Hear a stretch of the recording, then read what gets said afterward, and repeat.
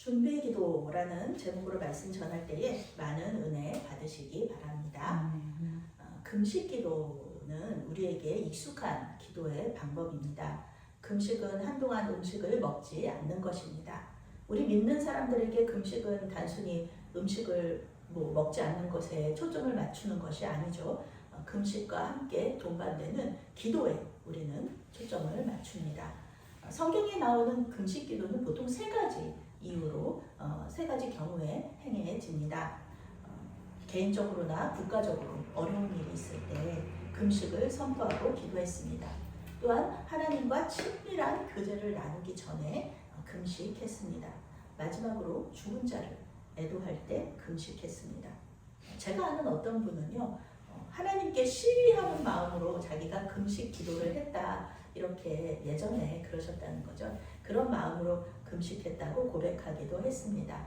하나님한테 우리는 사랑하는 자녀잖아요. 그런데 이 사랑하는 자녀가 그 굶주림의 고통을 이렇게 느끼면서 그러면서 이제 육체적 고통을 당할 때 금식으로 인하여서 그럴 때 하나님께서 불쌍히 여기시고 기도를 들어주실 것이기 때문에 하나님을 굴복시키려고 자기가 이렇게 금식으로 기도했다, 이렇게 예전에 그랬다, 그런 고백을 들은 적이 있습니다. 물론 하나님께서는 금식하는 사람의 기도를 들어주십니다. 그런데 그것은 우리가 우리의 고통을 담보로 해가지고 시위하기 때문에 하나님께서 굴복하시는 것이 아니라 우리를 불쌍히 여기셔서 하나님께서 은혜로 우리의 기도를 들어주시는 것이죠. 은혜를 베풀어 주시는 것입니다. 그래서 하나님은 스가랴 선지자를 통하여서 하나님께서 기뻐하시는 금식을 말씀을 해주셨어요. 나를 위해서 너희가 금식하는 거냐, 아니면은 너희 자신을 위하여서 금식하는 거냐, 이렇게 하나님께서 물어보시는 거죠. 하나님을 굴복시키기 위한 금식, 그리고 나 자신의 경건과 의를 보여주기 위한 금식, 이런 것을 하나님께서는 기뻐하지 않으신다는 것입니다. 예수님께서도 사람에게 보여주기 위한 금식 하지 말아라. 하나님께서 보시는, 하나님께서 기뻐하시는 금식하라고 이렇게 말씀하셨습니다. 우리는 보통 중요한 결정을 하거나 예측할 수 없는 위험한 일을 하게 될 때 그것을 앞두고 금식하면서 기도합니다. 우리는 이런 이런 금식 기도를 이렇게 준비 기도라고 말하면서 기도할 수도 있는 것이죠. 오늘 에스라가 하는 금식 기도가 바로 이러한 종류의 기도라고 할 수 있습니다. 지금 에스라는 바사에 있죠. 바사에서 이제 70년의 바벨론 포로 기간이 이제 끝이 났습니다. 이제 예루살렘으로 돌아갈 준비를 하고 있습니다. 이미 스룹바벨이 1차로 유대인들을 데리고 귀환을 했어요. 그리고 이제 에스라가 2차로 유대인들을 인솔해서 고향으로 돌아갈 것입니다. 특별히 이번 여행에는요, 성전 기물을 운반해야 하는 그런 미션이 있습니다. 성전 기물이 보통 귀한 금과 은으로 만들어져 있잖아요. 그러니까 이 고향으로 돌아가는 중간에 강도를 만날 위험이 있는 것이죠.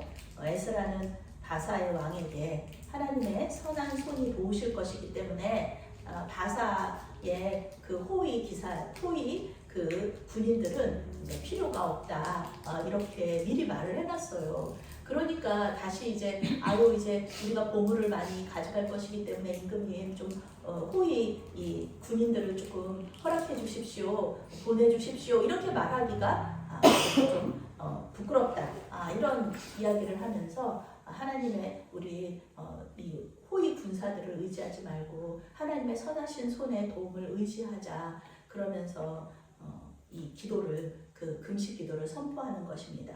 호위 군사들 없이 어린이와 노약자를 포함한 1,800명의 이 사람들이, 민간인들이에요. 군인들도 아니에요. 이 민간인들이 4개월 동안 바사, 페르시아에서 이라크 그 지역에서 이 예루살렘까지 오는, 도보로 또 오는 그런 여행길이에요. 그러니 얼마나 위험합니까? 이 사람만 가는 것도 위험한데 이 보물을 가지고 가는 거잖아요. 금은 보물을 가지고 가는 거니까 위험한 여행이었습니다. 에스라 선지자는 여행을 시작하기 전에 이 아하와 강가에서 귀환민들과 함께 금식하면서 기도했습니다. 우리와 우리 자식들 모두가 재산을 가지고 안전하게 돌아갈 수 있도록 주님 평탄한 길을 주시옵소서. 이렇게 기도했습니다. 하나님께서는 이 백성들의 간절한 기도에 응답하셨습니다. 물론 돌아가는 길에 아예 그 매복하는 대적들이나 아니면은 강도들이 없었던 것은 아닙니다. 습격을 받기도 했어요. 성경은 그것을 얘기해주고 있죠. 그런데 하나님의 선하신 손이 도와주셨기 때문에 이 사람들은 무사히 예루살렘에 도착할 수 있었습니다. 자기의 힘을 의지하지 않고 하나님의 도움을 전심으로 구했던 이 유대인들의 금식 기도를 하나님께서는 들어주신 것입니다. 우리 역시 살아가면서 중요한 결정을 내릴 때가 있습니다. 또 모험과 같은 예측할 수 없고 위험한 일을 앞둘 때가 있습니다. 저도 이제 그 한 교회의 그 담임 목사로서 모든 그 교회의 일정들, 프로그램들을 이렇게 짤 때에 기도하면서 짜고요. 그리고 그것을 위하여서 계속해서 기도합니다. 우리는 그것을 위하여서 계속해서 금식하면서 기도해야 될 것입니다. 하나님을 굴복시키기 위한 기도가 아니라 주님의 선하신 손의 도움을 요청하는 기도입니다.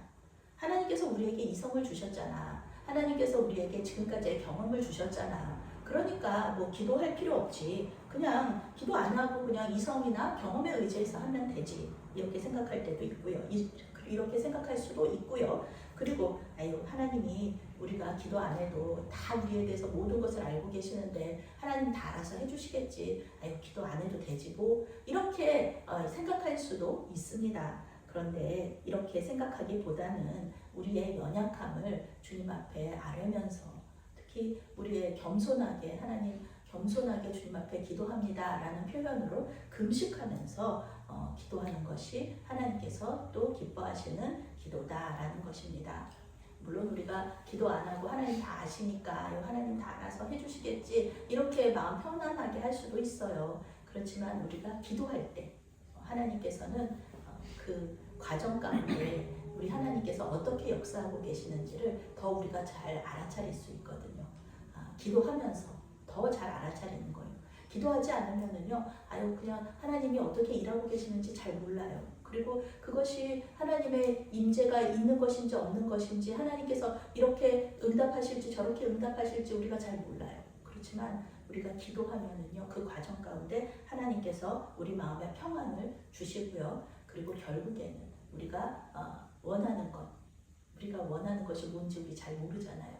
우리는 그냥 때때로는 그냥 아무 생각 없이 그냥 우리 마음에 뭘 원하는지도 모르게 이렇게 기도할 때도 있거든요. 그렇지만 계속 기도하면은요, 우리 마음 속에 하나님께서 열망을 주시고 이 열망을 하나님께 기도로 올려드릴 수 있도록 해주시거든요. 우리가 진정으로 원하는 것이 무엇인지 그것을 우리가 기도하면서 알 수 있다는 것입니다. 이 시간 하나님께 이제 또 우리 다음 주가 고난 주간이잖아요. 고난 주간에는 우리 믿는 자들이 전통적으로 또 금식하면서 또 기도하기도 했습니다. 이 시간도 하나님 앞에 금식 기도를 또 결단하면서 주님 앞에 기도하시는 기도로 이 어려운 일들 또 고난 주간 부활절을 또 준비하시는 저와 여러분들이 될 줄로 믿습니다. 아멘. 사랑하는 하나님, 우리 인생길에서 위험하고 예측할 수 없는 일을 할 때도 있고 중요한 결정을 해야 할 때도 있습니다. 그때 우리가 금식하며 기도로 준비할 때 주님께서 응답하여 주실 줄로 믿습니다. 주님을 굴복시키는 기도가 아니라 그저 주님의 도우심을 구하는 겸손한 기도자가 될 수 있도록 도와주시옵소서. 예수님의 이름으로 기도합니다. 아멘.